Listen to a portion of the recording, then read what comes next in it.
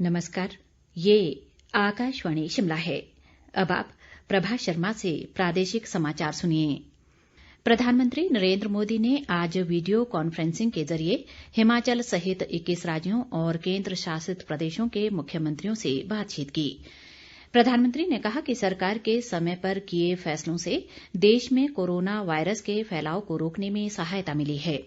उन्होंने कहा कि भविष्य में जब कभी कोविड-19 से निपटने के भारत के प्रयासों का आकलन किया जाएगा तो मौजूदा समय को महामारी से निपटने में केंद्र और राज्यों के संयुक्त प्रयासों के लिए याद किया जाएगा। प्रधानमंत्री ने कहा कि पिछले कुछ सप्ताहों में विदेश से हजारों भारतीय स्वदेश लौटे हैं और सैकड़ों प्रवासी मजदूर अपने गृह नगर पहुंचे हैं। उन्होंने कहा कि देश में कोविड-19 संक्रमण से स्वस्थ होने वालों की दर 50% से अधिक हो गई है।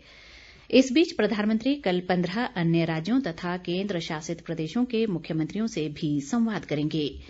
मार्च में राष्ट्रव्यापी लॉकडाउन की घोषणा के बाद प्रधानमंत्री का मुख्यमंत्रियों के साथ ये छठा संवाद है। मुख्यमंत्री जयराम ठाकुर ने कहा है कि कोरोना महामारी के समय प्रधानमंत्री नरेंद्र मोदी ने अपनी राजनीतिक दूरदर्शिता और राजनीतिक इच्छाशक्ति को एक बार फिर साबित किया है। उन्होंने कहा कि जहां एक ओर विश्व के सबसे ताकतवर देश इस महामारी के आगे संघर्षरत हैं, वहीं भारत की स्थिति इनकी तुलना में काफी सुखद है। ये सब प्रधानमंत्री द्वारा समय रहते लिए गए निर्णयों के कारण संभव हो पाया है।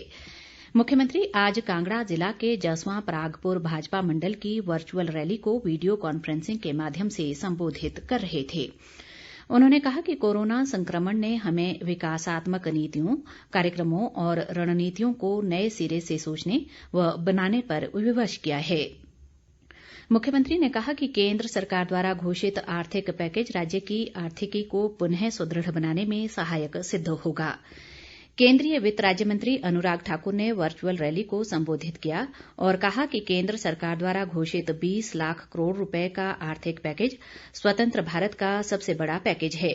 उन्होंने ये भी कहा कि नरेंद्र मोदी सरकार के 6 वर्ष के कार्यकाल से नए, मजबूत और जीवंत भारत का मार्ग प्रशस्त हुआ है। वन व परिवहन मंत्री गोविंद ठाकुर ने कहा है कि ट्रांसपोर्टरों की समस्याओं के समाधान के लिए प्रदेश सरकार हर संभव कदम उठा रही है। उन्होंने कहा कि ट्रांसपोर्ट हमारी अर्थव्यवस्था की रीढ़ है और किसी भी तरह की आर्थिक गतिविधि अथवा आवश्यक वस्तुओं की आपूर्ति में इस सेक्टर की भूमिका सबसे महत्वपूर्ण है। गोविंद ठाकुर कुल्लू में Snor valley truck union Bhuntar और the lower Kullu truck union के पदाधिकारियों को संबोधित कर रहे थे। गोविंद ठाकुर ने कहा कि परिवहन विभाग ट्रक यूनियनों द्वारा उठाई गई समस्याओं के समाधान के लिए त्वरित कदम उठाएगा।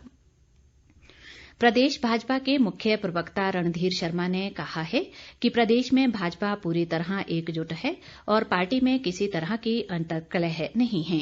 रणधीर शर्मा ने मंडी में एक पत्रकार वार्ता में कहा कि बड़े परिवारों में कुछ न कुछ विवाद होता रहता है, लेकिन जिस विवाद की इस समय चर्चा हो रही है उसे पार्टी ने पूरी तरह सुलझा लिया है। उन्होंने कांग्रेस पर भी जुबानी हमला बोला और कहा कि उसे दिन में सपने देखने की आदत हो गई है। पूर्व भाजपा अध्यक्ष राजीव बिंदल ने आज वर्चुअल रैली के माध्यम से नाहन विधानसभा क्षेत्र के मतदाताओं से संवाद किया। बिंदल ने इस मौके पर कहा कि नाहन विधानसभा क्षेत्र विकास की नई मंजिलें छू रहा है। उन्होंने लोगों से कोरोना महामारी के दृष्टिगत पूर्ण एहतियात बरतने और केवल जरूरी होने पर ही घरों से निकलने की अपील की। बिंदल ने ये भी कहा कि केंद्र तथा प्रदेश सरकार आर्थिक गतिविधियों को फिर से पटरी पर लाने के लिए हर संभव प्रयास कर रही है। वामपंथी दल माकपा ने कोरोना महामारी के कारण बेरोजगार हुए मजदूरों, किसानों, छोटे कारोबारियों और अन्य वर्गों के लिए तुरंत राहत प्रदान करने की मांग को लेकर आज प्रदेश भर में प्रदर्शन किया। पार्टी के राज्य सचिव मंडल सदस्य संजय चौहान ने कहा कि केंद्र सरकार इस संकट से निपटने में विफल रही है तथा प्रभावित लोगों को अभी तक कोई राहत नहीं दी गई है। पार्टी की मांग है कि आयकर सीमा से बाहर के सभी परिवारों को 6 महीने तक 7500 रुपए हर महीने नगद राशि और 10 किलो चावल प्रदान किए जाएं।